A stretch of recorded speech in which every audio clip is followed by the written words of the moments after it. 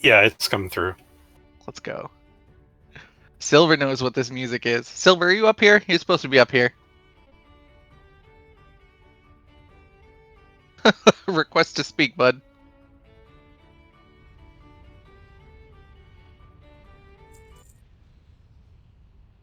Right? I think it is too. Let's give a hand for Silver, who just joined. What's going on? Hello, hello. Also, I can definitely hear it. Hear it in my sleep now. You have to mute the lobby music. Off with you. Talk to me. This is Silver's new gym pumping iron music right I here. also listen to this when I get out of work. This is how you know the workday's over. Yeah, this is what I cruise home with. I love that. We're just letting some people trail in, folks. We'll give it another 2 minutes or so, and we'll get on with the show for this month's meeting. Minari, I'm assuming all is well on the recording front here. That it is. That it is. Wonderful. All right. No May mix-up. No. The microphone is muted. It's only only through the computer. All right.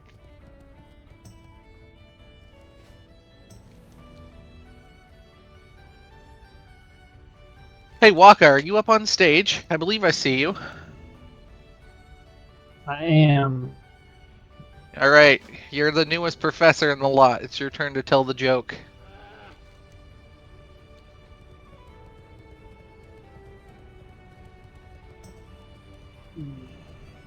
What's brown and sticky? No. What? A stick. I hate you. Yeah. Okay. All right. And he's demoted. I'll start pulling pull permission from the sheets. It would have landed if I could have used my soundboard. I'm not sure there's any set of circumstances in which you could have landed that joke, Waka. I thought it was funny, Waka. It's okay. It would have taken a lot to stick that landing. Ha! This guy. Hey. Hey. He made your joke better. I am hereby resigning from Guild Ops. Yep. Waka, you're taking my place now. The requisitions are your problem. All right, I think we've given enough time to trickle in. If somebody, one of the preceptors, can just do an @everyone a ping in Adept chat, just to make sure that the announcement went out and folks know we are moving along. And I just need to find my PowerPoint controls. Here they are.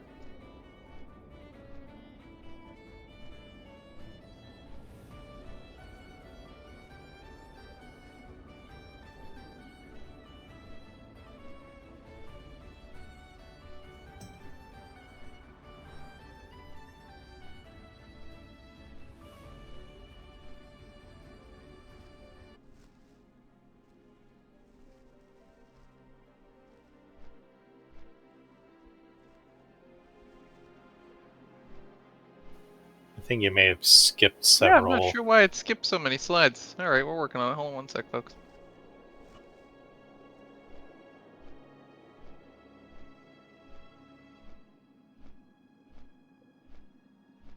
These slides have more phases than the Cthulhu fight.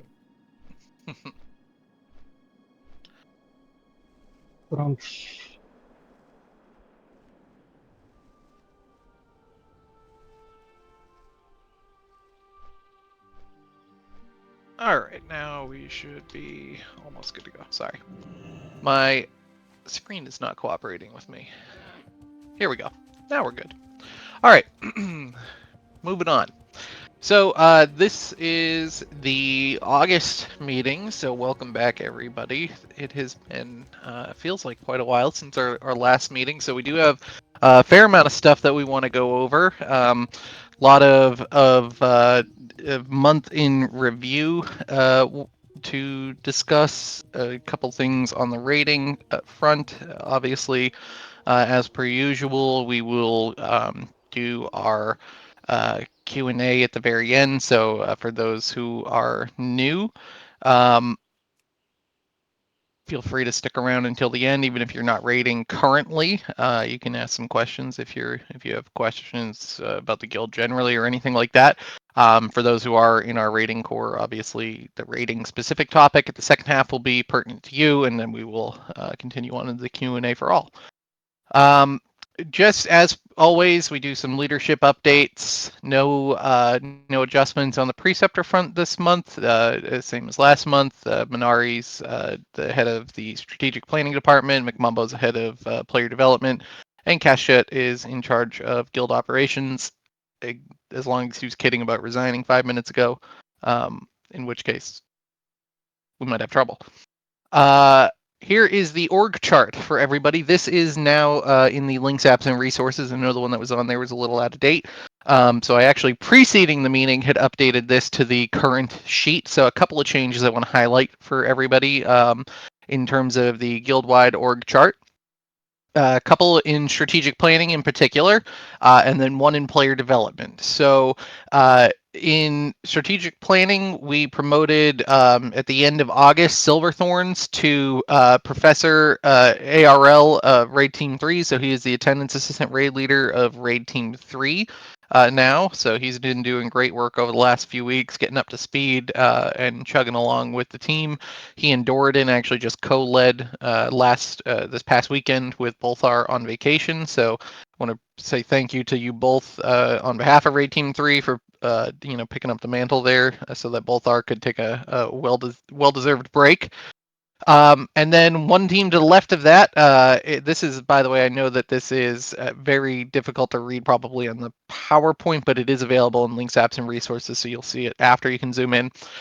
Raid Team 2, Professor Waka was promoted to Professor ARL for Raid Team 2 as well. I believe Waka's taking on the attendance raid lead responsibilities there, leaving Raph to work on the loot assistant raid lead. So the two of them are now in charge of assistant raid lead duties on those teams in their respective roles. So congratulations to Silver and Waka on your promotions. Raf says that's Professor Dr. Waka. I actually believe it's Dr. Professor Waka. Although we've been told not to abbreviate that for obvious reasons, so be careful. On the player development front, I want to highlight we have a returning class lead. So Dinsdale is returning into his role as a hunter class lead. So any of our hunters growing or raiding or otherwise who want assistance with their class, more than welcome to reach out to Dins. At this point, if you have any questions, he's obviously monitoring the Hunter channel regularly. But if you need a one-on-one or anything like that, if you got referred for coaching, he'd be who you're going to work with now. I know we have a couple people from the Baby Guild who are tuning in, some new folks who are new to the guild, and so I want to take this moment to highlight two things. Number one, that list on the bottom right-hand corner is all of your player development. Those are our class coaches. There are lecturer ranks. And so if you're ever looking for guidance on your class, you can either consult your class channel or reach out directly to one of these individuals. You'll see that some classes have split. So for instance, Warrior, there's a tank coach, there's two DPS coaches because of the quantity of people who are in Warrior DPS roles. There are two for Priest. Obviously, Kikyo's our Shadow Priest class lead. Keitel's our Holy Priest class lead. There's one name on here now that I'm looking. There's only one Warlock class lead, and that's McMumbo. So any questions, you'll go direct to McMumbo for Warlock coaching. And so the other thing I want to tee up for everybody, and two of them I think have already been announced. Maybe only one so far. The Warlock workshop that is coming up. Mumbo, is that this Thursday? Is that tomorrow? Yes, sir. It's tomorrow. Okay, so there's a Warlock workshop happening tomorrow. Is 6 p.m. Eastern? Am I right on that? Correct. Okay, so 6 p.m. Eastern tomorrow. Thank you very much. This is why I have them all up here so I can get assist through this meeting. So 6 p.m. tomorrow, there's a Warlock workshop that'll be going on. It will be recorded. It'll be posted on our YouTube so people can view that later. But that's also marking the beginning of a project that we're working with all of our class coaches on, which is to create a workshop that people can go to, have a Q&A back and forth, get kind of a lecture material on the particulars of the class, but also get feedback directly about questions. Those will get put into that video format. So the benefit of being in person is you can ask your questions, but the benefit longer term being that we'll be able to publish that information and make it available to people who are coming up. So keep an eye out on the events tab in Discord. Those will get posted. When they do get posted, I'll also ping your class chat. Those people who have alts, I know we've had a couple people who have thought to request access to different channels because they now have alts. I can only give you one by default through the sign up for the Discord server, but if you'd like access to other class channels because you're getting alts up, we're going to work to include that with the alt registration. In other words, when you're using your alt registration, it should include the name of the character, the level of the character. Actually, I don't think the level's included. I think it's the name of the character and the class only when you're filling that form out to post in the alt registration channel. So I'm gonna try and work with Guild Ops. I got a couple volunteers already to basically create it. So when you post that, you'll be assigned the classes that you add in your alt registration. But in the meantime, before that gets up and underway fully, if you do have a class that you'd like access to the channel, just ping in Adept chat and ask for the role to be given to you. Most of the time, anybody in a professor role or above will be available, can see that, and can add the class channel for you. So just be mindful of that. I know that's one area where we've been trying to work out better systems. So we're going to try and merge alt registration with class channel assignments so that it's more seamless for folks who are getting new characters and can have access to those. We don't want to necessarily open the chats themselves because it is, I think it's been really beneficial for classes to kind of have those individual communities in those channels. So I don't want to necessarily upset the balance there by just doing open season, but if you do have a class, you're going to want the information. We're happy to provide it. This I have on every one of our slides. This is again for some newer folks just to get you up to speed. So who do you go to for things that you need help with? So you can go to me for everything. I'll reiterate for I think the 15th time probably at least. I have an open door policy. When you come and message me for something, very often the answer may be that I have to give you the name of somebody who you need to talk to. That's not me brushing you off. But having said that, if I can answer you quickly, I will. But never feel like you can't reach out to me for a question. It's always best if you have a well-formed question that will allow me to very easily respond to you. So keep in mind there's a certain volume that goes with this. So having your thoughts well organized when you present them to me always will make things easier for me to get back to you. Preceptors, same things. They're running individual departments. They have very particular areas that they deal with. So strategic planning deals with TMB and rating. Player development deals with class coaching and event organizing. Guild operations deals with requisitions and applications. So each preceptor, as I had this slide up earlier, that runs their department would be a good place to go to for each of those questions. But there are professors that work in each of those departments who could probably help you as well. Professors, preceptors, and I all are on the hook for all human resources and community standard type issues. And if you were to come across an issue, chat related, or any other kind of conduct that you have concerns about, you are invited to please just ping a professor or preceptor, DM one of us, whoever you feel comfortable with. Just alert us to the situation, and we can help out as best we can. I did want to mention here, and matter of fact, if folks, tee up a little bit of what's in the presentation later, but if you watched episode 2 of Among the Scholars, you'll have heard a little conversation that I had with Silver about not self-helping when there are issues in chat, HR-related concerns. Please, it is so much easier for professors to deal with a problem and you just to remove yourself from it. So if you're having chat issues with an individual, there are a lot of mechanisms this game offers, not least of all the ignore function, but that you can just simply ignore the person and come find somebody in leadership to resolve it. Self-help is very frowned upon here, and will very often end up leading to you being also reprimanded for taking it upon yourself to intervene or to escalate in some way.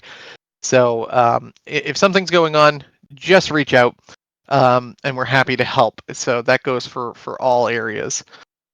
This is here again as a friendly reminder. This should be your monthly checkup on Discord. If there's a new channel, this is the only way to get it. If you're not following the category, you won't have access to all the channels that get put in it every single time. So at least twice a month, somebody goes, "I don't have a channel for X, Y, and Z."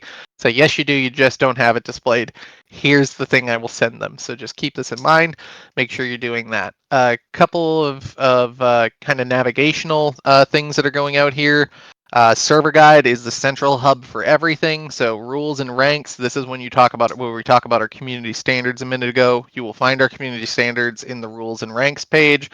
You'll also find a detailed breakdown on how our ranks function. One thing I want to highlight on the ranks. So there's one tenure track rank, by the way, if you didn't know. Tenure track's what we refer to as kind of our leadership upper echelon of ranks, and then we have the rank and file ranks, which is everything from novice up through mentor. So novice to mentor is time-related rankings, so your time with the guild. I believe it's something like 6 weeks total to get you all the way to mentor. It might be actually a little longer than that. I'm not exactly sure. It's a graduated scale, one week added per rank up. And so when you hit mentor, that's where you stay unless you want to join the tenure track for some leadership. To get into the tenure track, you have to be at least a tutor, so that's just under mentor. And so one interesting thing that you may have noticed is that we actually have a rank in the tenure track that has been underutilized currently. It's the instructor rank, which is just under lecturer, which are our class leads. And so to kind of let everybody in on the plans for that role, we are actually kind of using it as our vetting mechanism for TBC, where we're going to need to expand our raid leadership, and to give folks an opportunity to get some training on raid leading within the guild. So training on how Gargle works, on how our 20-man loot systems work, on our expectations for raid leadership on given runs. So Fat Dumps has taken the lead on creating basically a training document that we can work with. And so it's not an officer position, but it's an upper level position in which folks who are interested in being involved in raid leadership, perhaps at a later date, who want to learn more, who want to learn how to do it, who want to volunteer to lead some of our 20-man signups on nights where professors aren't available, who may want to, schedule a bonus run for, AQ or ZG or what have you, within the scheduling requirements of the guild. That's all going to be a possibility with this instructor rank. So we're gonna kind of it's right now it's not an application so much as it'll more than likely be an invite to the position, but we'll work on kind of getting out an announcement in the next week or so, very likely, when we have strategic planning. We have strategic planning this following Wednesday, so a week from today. And so there are a couple of orders of business, but going over kind of a list of folks who we want to invite into this instructor role is among those things that we'll be discussing. So something to keep in mind. We're changing a little bit on our ranks to kind of more flesh out that instructor position. I've edited this slide. I know everybody hated the numbering, so it's now chronological numbering here, and I've even updated some of the points. So new and improved for this month. Our raid application is available. So in that server guide, you'll see this links, apps, and resources page. You'll find links to literally everything. If I've ever shared it as a resource, it's on that page. So you'll have the raid application, links to the to the guild YouTube site. That's my BIS and 60 upgrades, as well as the YouTube video that I did explaining how those work and how to use them for the guild. The podcast question submission form is there now. Our crafting catalog, which is pretty up to date. We have the BWL manual. I should have added that the AQ manual is there. The biggest ass nomination form and the guild org chart, which is up to date now. So that's not all that you can be found there, but those are some of the highlights of what's there. So I invite you to kind of peruse the links, apps, and resources page, and you can go from there. Now we're on to the fun stuff. This is an exciting award night.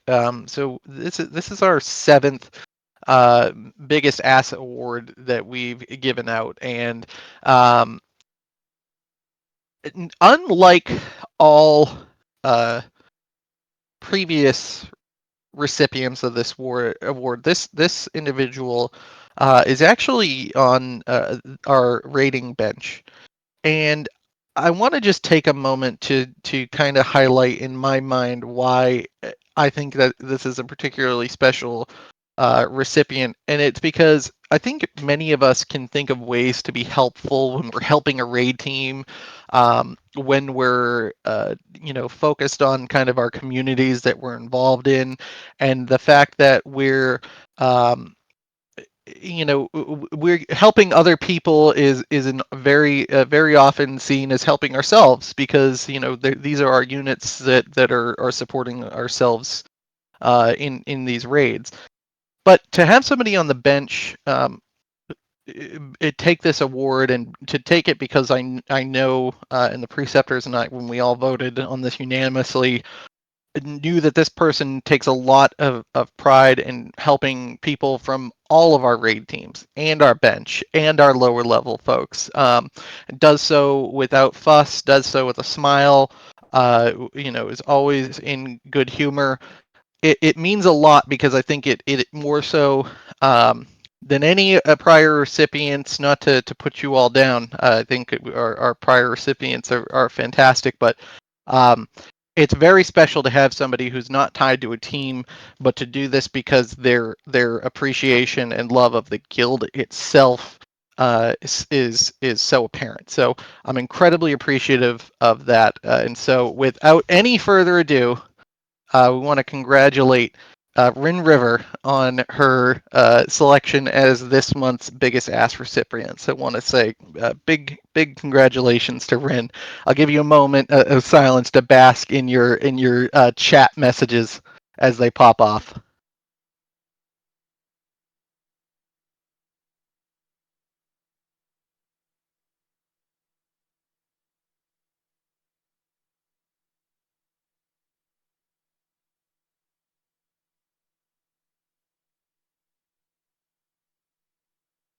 Yeah, and it's funny. Kikyo just mentioned she literally just did a jailbreak to help guildies get their attunement done. And so even up till the moment before she received her award, she's staying true to form. As our most of our previous recipients, we had her fill out a questionnaire to get some information on her thoughts on the guild. So, asked, what does it mean to you to be a member of the Adept Scholars Society? She said, I enjoy being a part of the Adept community because this guild is full of fun people, but we are also focused on helping everyone grow as players.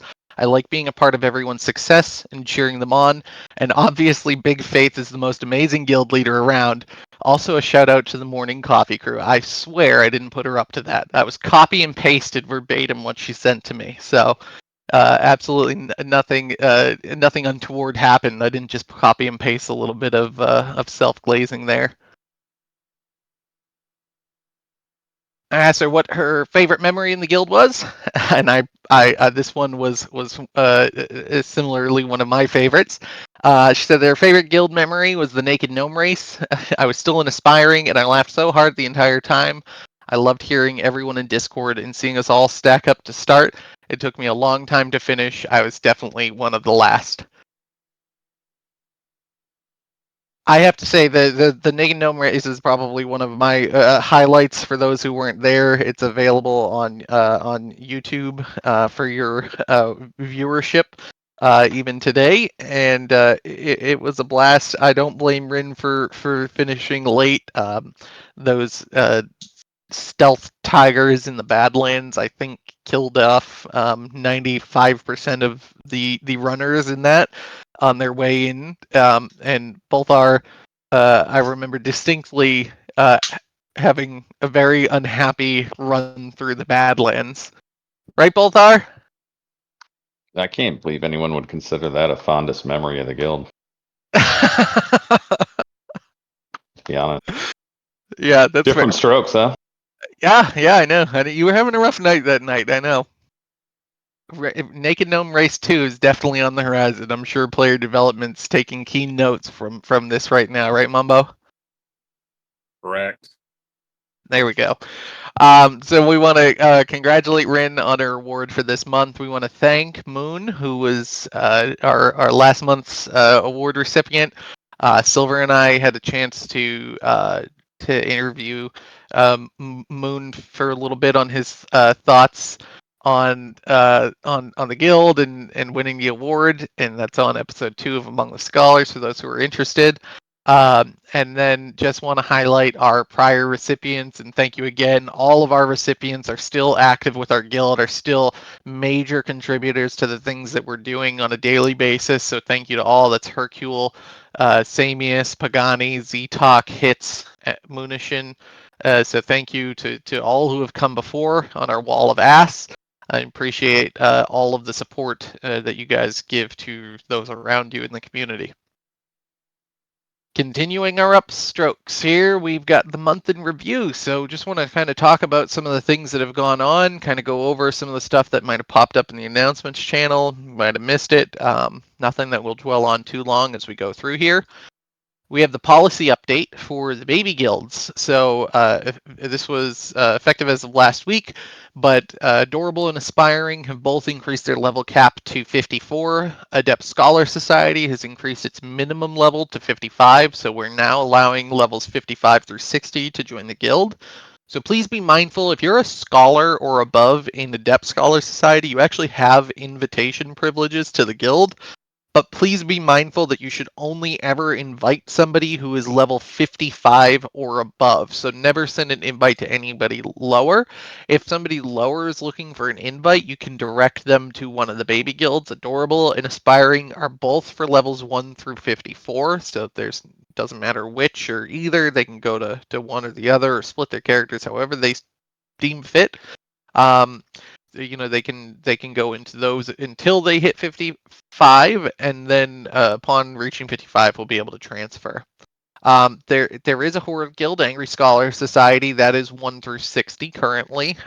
So if you have a Horde character and you want to get in over there, there's no separation between levels. It's just the one Horde Guild. Our offline maximums remain unchanged for both guilds. So in Adorable and Aspiring Scholar Society, it's 3 weeks offline. So if you have alts in there, make sure you're logging into them once every 3 weeks. If you don't, you'll be removed, but you can always come back. So just because you get removed doesn't mean you can't rejoin when you start playing the character again. But we just try and keep the quantity of players in there very active. So those 3 weeks are going to just be automatic. But you can always come back. In Adept, it remains 60 days offline. Same thing. If you're, for some reason, if you have a level 55 or to 60 that you're not playing every 60 days, you're going to end up removed from the guild. Or if you take a hiatus and quit the game and decide to come back, stay in the Discord. You can get anybody to invite you, or find somebody using the /who to utilize /who for the guild to find somebody who can get you the invite. Alts remain welcome in all guilds. We are coming up against the ceiling in Adept, so might have to revisit this. But so far, we're holding steady in the mid 900s, so hopefully that'll be okay. Both of the baby guilds are also about at the 1,000 cap right now. I got them, they were both sitting around 700 at the middle of the month, and I've recruited them back up to about 1,000 for both Adorable and Aspiring. But again, usually the purges for the 3 weeks offline keeps that for that. There's always room to join if you have a character that would want to come in. We don't ever quite hit the 1K mark, though. I think we did today, and I think it was Aspiring for a little bit. Merch continues. A couple more people shared their merch as it's come in for the guild. Socks and stickers and shirts galore, which has been fun to see. The newest merch that will come up in I'm trying to ignore all of the commentary on the one picture in chat right now. The newest merch that'll come up in the next week or so will be merch for Among the Scholars, featuring as well one with Silverthorn's catchphrase at this point. Absolutely. So if you've been enjoying listening into Silver and his smooth tones, there'll be some merch in there for you coming up. Which leads me to, I've kind of alluded to it like 7 times during this meeting, but we just launched our guild podcast. It's now in its second week, so we're going to be doing this weekly. They'll be released on hopefully every Tuesday of the week. We're trying to keep them down to 30 minutes. The first one we succeeded for the most part. The second one we interviewed Moon, and we were unable to keep it to our textbook 30. But we do invite you to listen into these available on YouTube. Silver and I have had a lot of fun recording these and discussing some guild topics that are pertinent to those who are in the guild. Isn't that right, Silver? Absolutely. Thank you. That's all I needed. All right. We've also put out on YouTube 2 tutorial videos or informational videos that are relevant. Number 1, the onboarding message. It's about 3.5 minutes. Really good if you're new to the guild, new to the way we do things. Kind of give you the down and dirty version of one of these longer format meetings, but it is very useful. So I highly recommend that. One thing I recommend every single raider in this guild, and I know not every one of you have done it because I know what the view count is on it, but I recommend that every single one of you take the opportunity to watch that Loot Council video and learn exactly the ins and out of what your Loot Council is doing for you each week and how the decisions are made and how it's put into effect. So if you are raiding or you want to raid, that video is 100% made for you, not just new folks. So I highly recommend watching that video. CashJet just put the link to it in the meeting hall. So right when this is finished, you can take a few minutes. I think it's like 8 minutes. I know it's a little longer than the 3.5 minute onboarding video, but it's 100% worthwhile. So please take the time to do that if you are a raider or you're interested in raiding with us. It's very worthwhile. The other thing that I want is to flag this post that I put up or late in July, but it was after the last meeting. There's been a couple of instances where people have felt in some way slighted or put off by interactions with leadership, and I think most of the time when that happens, it's not because there's actually any animus or anything going on, but rather because there's kind of a breakdown in communication. And so I want to just make sure that people are aware that if you're having a conversation with leadership and we're not getting back to you, reach back out and ask for for our time. If most of the time there's just a lot going on, we might miss you. um and if you have concerns, reaching out via DM to one of your leaders is always the best way to get a response. There's something to be said for public debate and discourse, but most of the time when you have a concern, it's because there's a concern that you have, relating to your situation. And getting, the public perception or insight into your situation is not really helpful when we're trying to address your problem that you're having. So reach out to us individually. Give us an opportunity to speak with you, to come to some resolution. We try and do it and give each situation the due it's owed. Um, and so keep that in mind if things come up. We have had a phenomenal run of essentially zero real drama. I mentioned this on episode 2. We have some Mickey Mouse stuff that pops up here and there, but by and by, uh, we are in really great shape, which I want to thank everybody for doing their part for that. But it also just is worth saying as we're coming up on, oh God, what month is this now? Almost month 10, month 9, something like that. I mean, we're around in the corner for World of Warcraft Guild. So um, again, thank you for folks. By and by, most people acknowledge this and operate with these understandings, but just wanted to mention that. We also have an upcoming event, and Mumbo, I might put you on the spot here to talk a little bit about it. It is our Hunting Scholars event coming up on the 23rd at 6 p.m. Eastern. Keep in mind, we do these events a little earlier in the day to make sure that the raid teams that are running those nights that the events are going on have an opportunity to participate as well. But Mumbo, if you want to take a second and cue people in on what's going on. Yes, sir. So what we've got going on is this coming Saturday at 6 p.m. Eastern, we've got a hide and go seek event. It's just something very that all the community, all the guild can actually engage in without any, I guess, like entry. So we'll have 4 raffles within it. Aside from that, it's going to be the preceptors and professors hunting raid teams of people down, if depending on how many people we've got signed up. As of right now, I'm only showing 10 people. If you check into the announcements channel, I will post it within the chat here in just a second, or the actual event itself. But get signed up before Friday at midnight, or Saturday morning at midnight. But aside from that, look forward to seeing everybody there.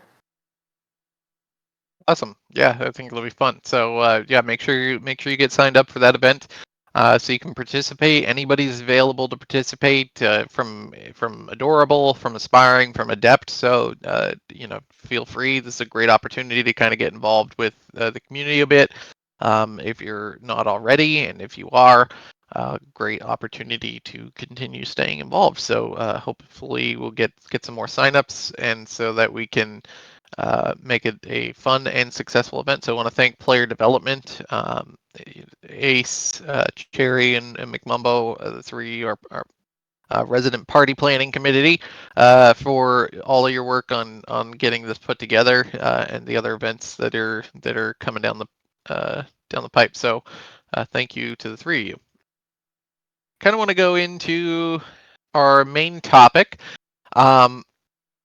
We're going to do a little AQ and review. Kind of want to just point out a few particular things that I'm noticing across all 5 raid teams, that are probably worth discussing. I'll kind of go through the slides quickly and then kind of pause ahead of the Q&A to give some more long format thoughts on what I think we need to be mindful of.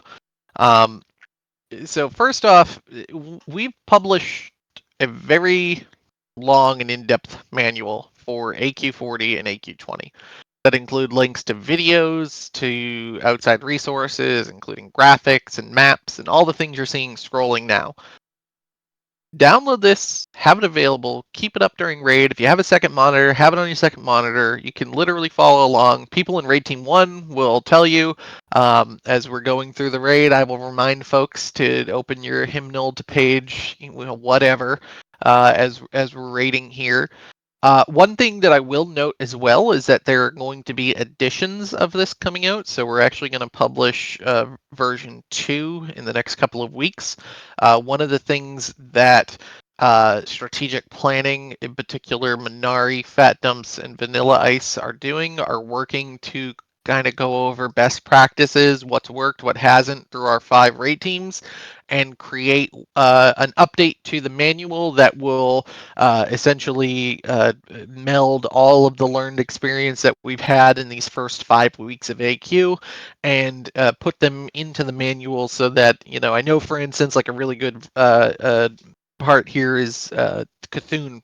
There's 2 different maps for party layouts for Cthulhu. I think everyone's gone with the one on page it's 27 or something like that, but the one that precedes that no one really uses. So we'll cut something like that. We'll clarify areas that are better off. So be mindful of that. That second edition will come out. We'll put an announcement out. You may need to download that. Some of the requirements things that I want to talk about, they're here again. We talked about them before, but I think people didn't necessarily take them seriously or didn't think that there was going to be a way to have them checked or didn't think that it would matter if they didn't do them and everybody else did, or I don't know what the thinking is, but there are still some folks with some outstanding requirements for raid, and I'm putting everybody on notice collectively that the review is coming in earnest, so now is the fleeting hours to fix yourself. If you haven't started raiding with us, if you're looking to start raiding with us, you don't have to have these done immediately on joining the team, but again, the window after that will close. You're going to have to work with your raid leadership team, your assistant raid leaders, and your raid leader to kind of to pick a time in which you'll have these requirements done for. That will happen. That conversation will happen as part of your onboarding. Unfortunately for AQ, for those in melee and hunters, you're the ones that bear the lion's share of the responsibility and preparation. So casters, with the exception of one piece that you'll need to seek out, you kind of get a pass here. But nature resistance for melee and hunters, 150 nature resistance is the minimum required nature resistance. It is not the maximum, it is the minimum. It is the bare minimum that we are requiring for our warriors, our rogues, and our hunters, and the feral druids amongst you to have. 2 fights call for this, depending. 1 fight for sure, and then 1 really depends on the way your raid team goes about the fight. But those are Huron and Viscidus. And so both of those fights require the NR gear. Raid team 1 uses NR gear on Huhu. I know some teams kind of go with the Zerg method. But 150 is the minimum required. You can have up to 255 before you hit cap. So anything in those in between is perfectly fine. Very easy to get. But especially as you're getting into Viscidus progress, raid team 1's gotten their Viscidus kill. I know our other 4 teams are coming along and looking to do attempts on Viscidus. If your team's getting there and putting in work, you're gonna have to have this nature resistance up. It is not possible without NR gear to do Viscidus. You're gonna need it, and your team is going to struggle if you're not putting in the effort to get this gear for it. So please be sure, as your raid teams are approaching this, that you're putting in the effort to get 150 minimum NR gear set. Related to that is the frost weapon requirement, which still it amazes me. This has been shared about 1 billion times that it's still kind of going over people's heads. There's one aspect of this which is not an announcement, which I will share now, but I'll get to that in a second. But warriors, rogues, and hunters should read this post carefully. This post is in the raid announcements channel. This post has been shared about 1 billion times. I know that just about every single time, I know DN is my go-to to forward this post in RT4 chat the last few weeks. So he's been Johnny on the spot to share this. A couple other teams who are prepping for Viscidus have needed this shared with them several times. So here it is again for all to see, the requirements for your frost weapons: to farm them, to then have the guild provide you with a hammer if you want it, and then for the guild to provide you with enchants if you want it.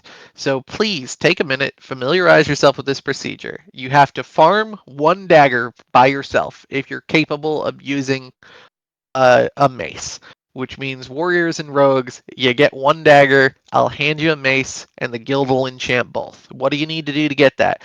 You need to send an unedited, uncropped screenshot showing the item's tooltip to Beardong. He is added in the announcement in that channel, so you can simply click on him in that channel, send him the DM, and he will put you on the list for the enchant. Waka has been doing the enchants for the guild on his mage, No More Time. He's been incredibly flexible on time to make things work with the folks who are needing to get that weapon enchanted, so you should have no trouble getting that. But essentially, the guild bank, I'll send the enchanting mats to Waka. He'll coordinate a time with you to see your weapons enchanted. That's what you have to do. For hunters, I'm sorry, I can't give you a second mace, so you're going to have to farm your second dagger. Some people who don't want to get their mace skills up would do well to just farm the second dagger. But hunters, you'll have to get your 2 daggers. When you have those, again, 2 icy chill enchants on the house. Guildbank will take care of them. Same process. But I do want to just emphasize one thing that I kind of just skipped over, but that everyone should be aware of. Those weapons don't work if you don't have the skill. So if your mace skill is at 42 out of 300 and you walk into AQ and try and hit Viscidus with your mace, it ain't gonna work. So you absolutely need to make sure you take time ahead of raid to get your weapon skills up. Make sure they're 300 out of 300, whether it be that daggers if your dagger skill's low, or mace skill if your mace skill's low and you're going to use one. Make sure you get those skills up.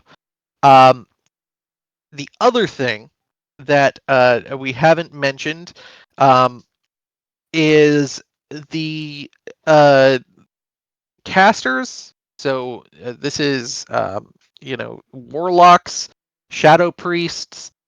Mages should just probably rank 1 frostbolt during phase 1 of Viscidus. It's not going to be maybe not that advantageous. You can get it, but there's a frost wand, and I believe it's the 1 AV victory quest that you can get a frost wand for. That's pretty quick speed.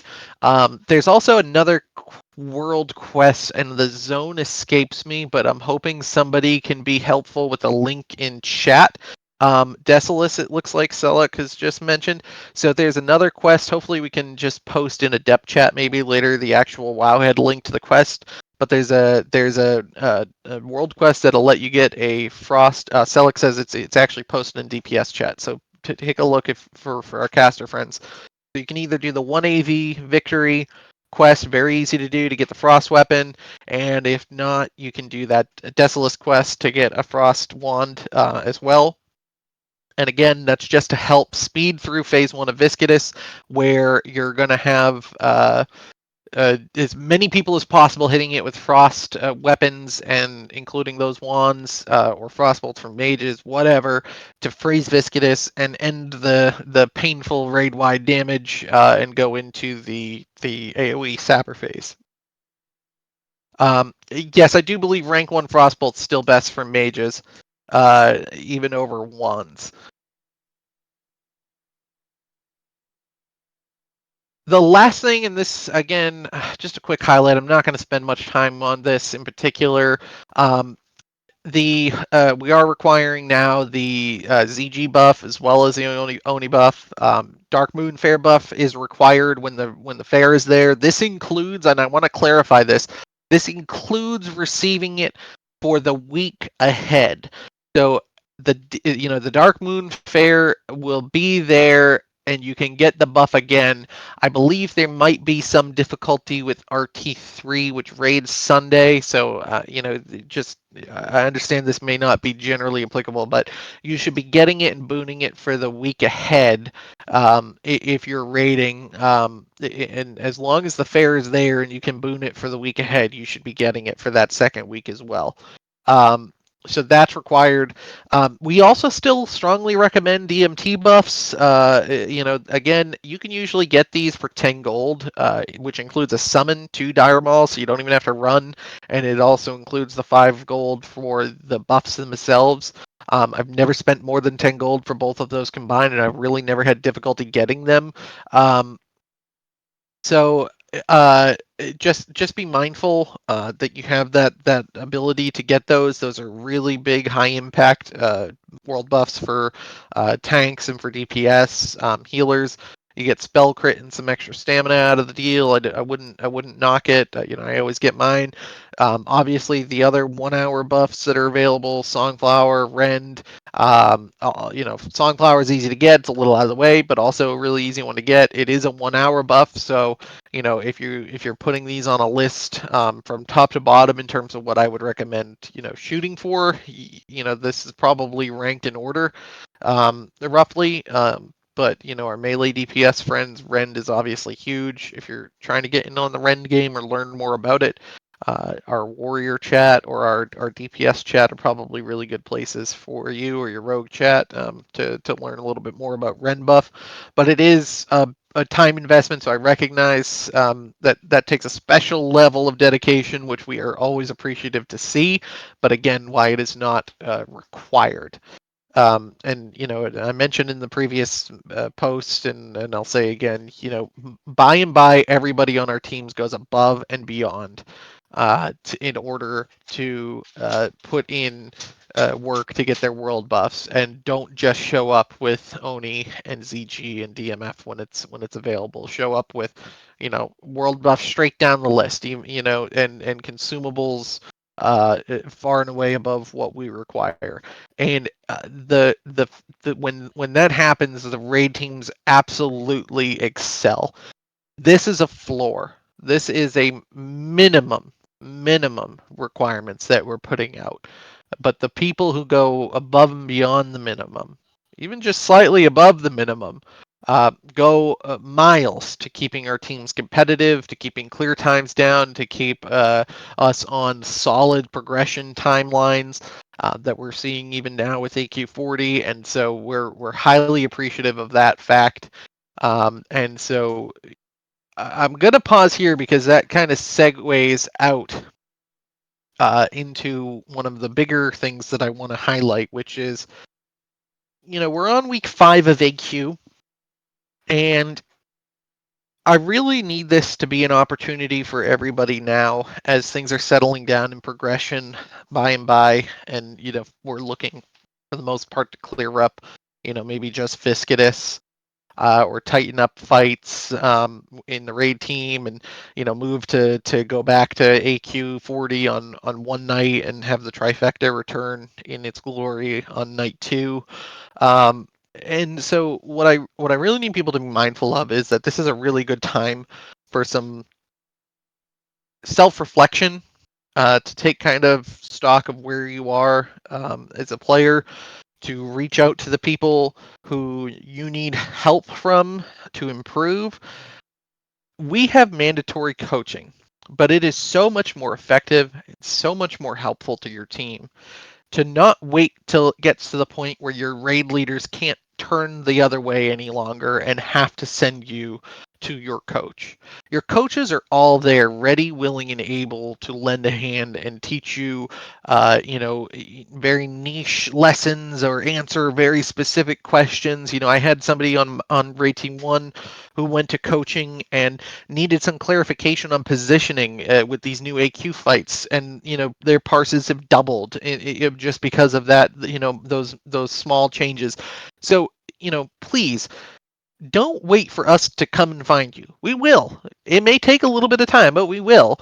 And then there won't be an option. But your team benefits the sooner that you go about trying to improve yourself.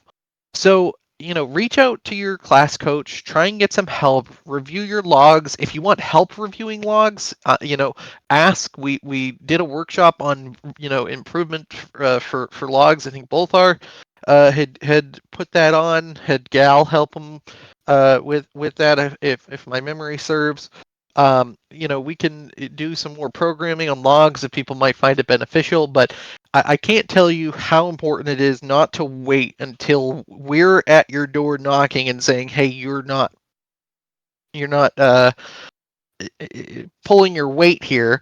It is much more effective for you to take the initiative. One other thing I want to point out. I mentioned this in the podcast on episode 2. If you've already watched it, you'll know something to be mindful of. And I know that the gear system changed a little bit for this new T2.5.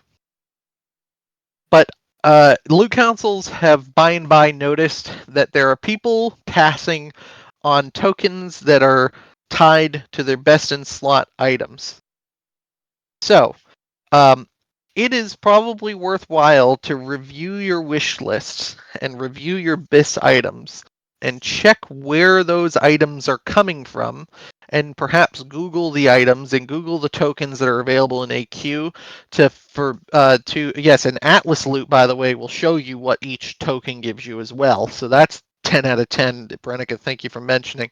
Atlas loot is a great add-on to get to solve this problem, but having that knowledge, whether it's from that add-on and looking through it that way or doing some research on your own, is really important because it gives your loot council some cause for concern if we see you passing on a best in slot item. At the very least, we then have to worry about whether or not we need to put programming on to bring you up to speed. And so it's also difficult for us because then we have to have a conversation of, well, where, all of us know that the 4 factors, the first question, the most important is where does the gear do the most good? And so if people where this item is their best in slot, their longest lasting, and they've passed on it, then we have to have kind of an uncomfortable conversation in the loot council, which is, do we change their pass to a main spec role because we know it's good for them? They may not know it's good for them, but we know it is. And so, even though they've passed on it, now we have to kind of look past the pass and say, we're going to give it to them anyway, which loot councils don't like to do, by the way. It's not particularly great. And so a lot of times, some of us will just say, well, you snooze, you lose, or, have to reach out and message the player while we're in deliberation. All things that just make it kind of a pain. It's not a good look for you. It's really ineffective for us. So take some time. If you're not sure where these tokens are coming from, take a look, try and find them. Those are my big points on this. This is this is what we're striving to hit. The 20 mans we've seen to kind of level off on our 20 mans that we've been providing, which is great. Hopefully the need will stay up that we can continue this schedule into perpetuity in phase 5.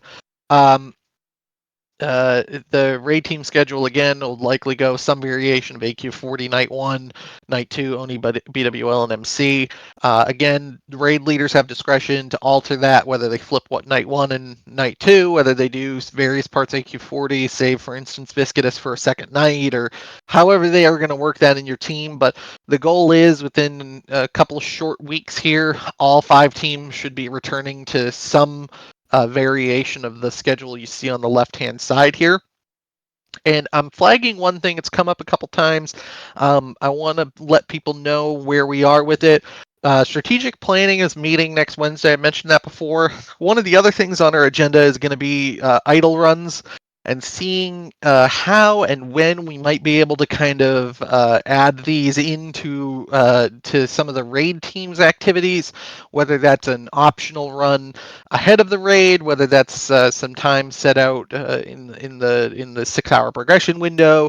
We're not exactly sure, and we're gonna have a conversation with this amongst leadership. But I know there are a lot of people getting upgrades that need these enchants, and so we're doing one ZG every 3 days in the guild, or more if the signups are there, as we've mentioned several times before. But we realize that the appetite for these idols may be higher.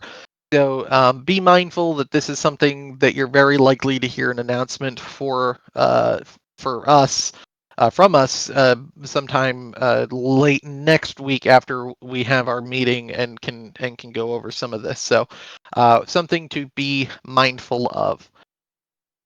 That is all of my main topics. That is everything that I have. So our next meeting is September 24th. That's our September meeting. Third Wednesday falls very deep into September.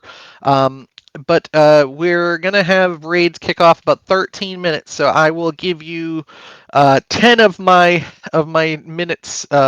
Raid team 1 will have to forgive me. I'll need a summons to raid. But for everybody else, if you have questions, you can enter them in the chat. If you'd like to speak, you can request to speak using the controls for Discord. And if there are no questions, then we'll just stop right here and now. But if anybody does have questions, again, you can either request to speak or you can post them in the chat channel.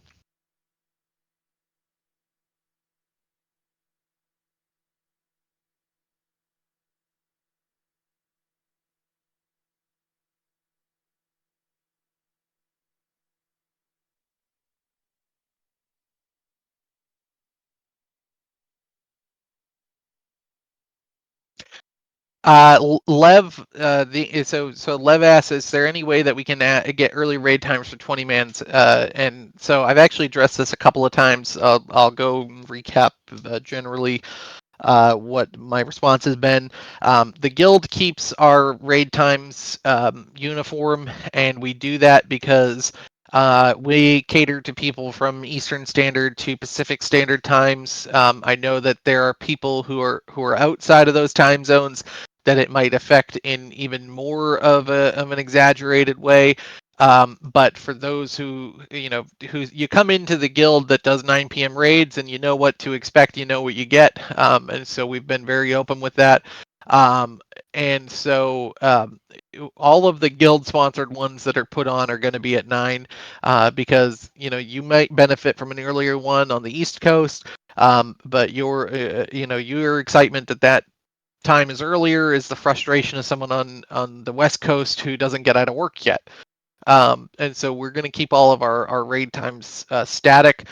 People can ask, and I recommend going to episode 1 of Among the Scholars. The video is timestamped in the description, so you can find the conversation about leading separate 20 mans.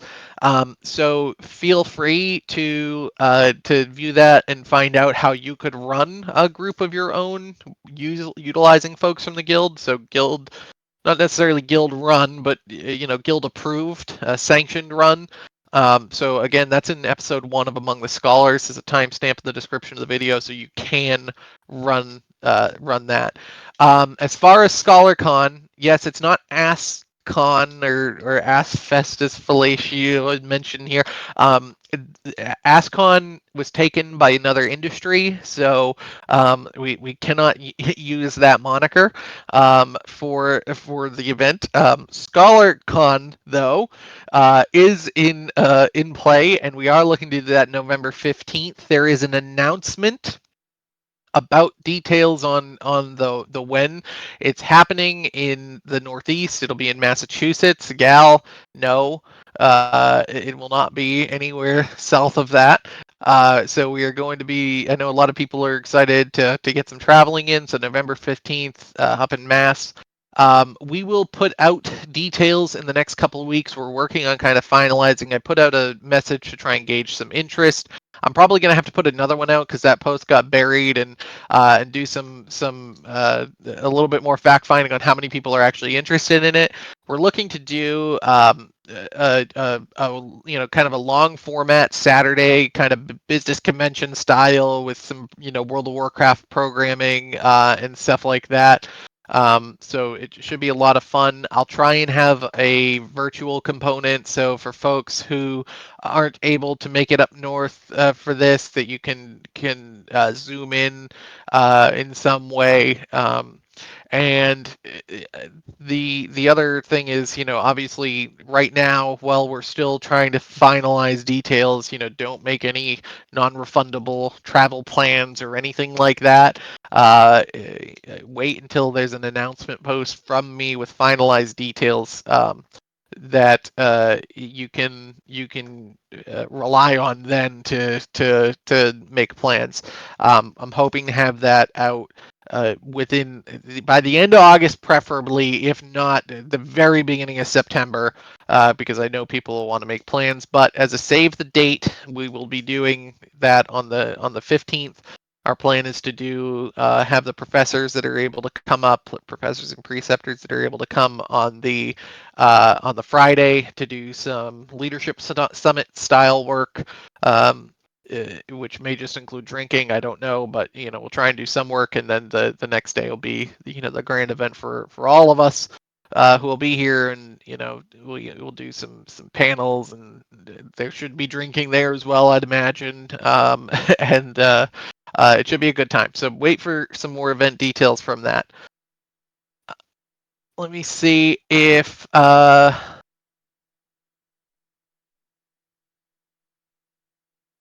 missed any other questions here.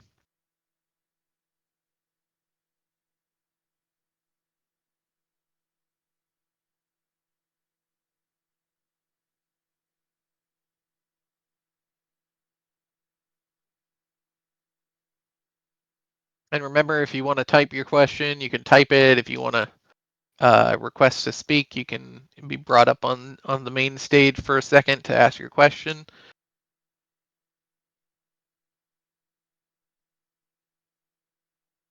Yeah, Sox game might be in play. We'll have to look at the time. There is a Jets game on the Thursday, and I believe Moon is planning on doing that.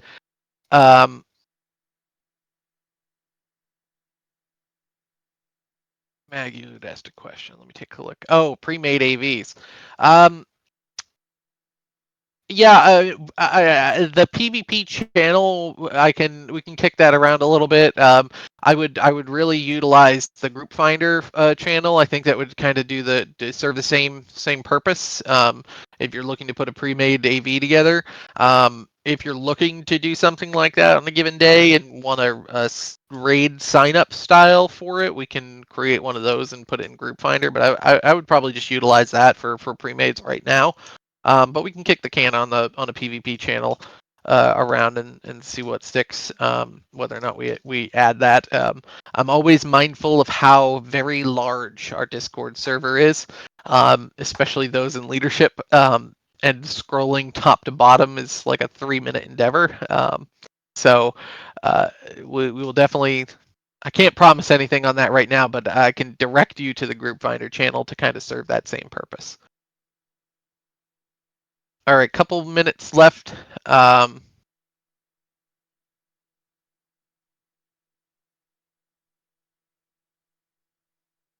Kikyo asks, are we doing a prereq for Nax update?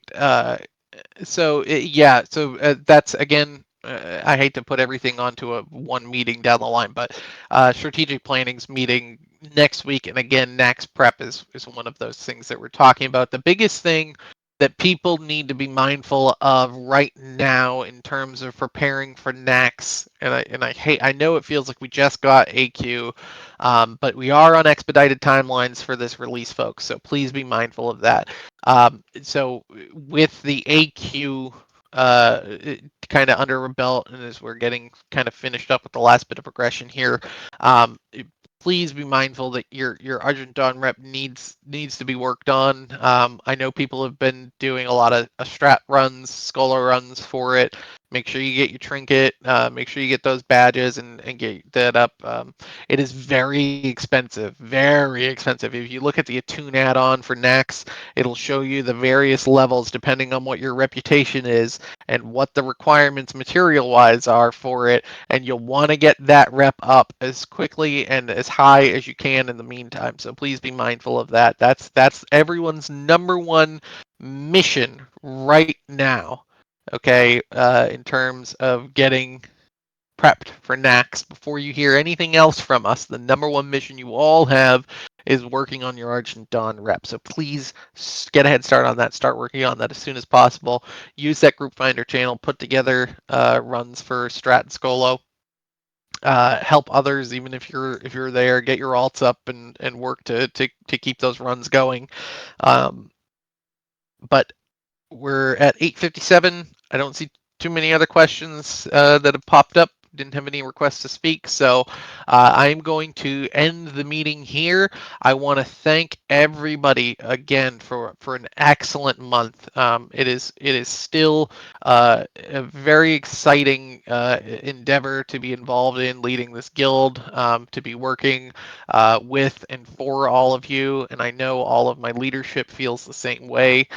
We would not be investing this much time into a game if there was not some benefit, some gratification for doing so. And so for all of you who reach out and with small thank yous or big ones even over the course of the month past, we appreciate it. We really thank you all. And so looking forward to our next month ahead. We will see you on September 24th. We wish our teams rating the rest of the week best luck and good loot, and we'll be around. If anybody has questions while we're offline, feel free to send messages to those of us in leadership or to just ask in the chat if there's something generally applicable that people can help direct you to. But thank you again, everybody, and we will see you all around. Yep. Thank you.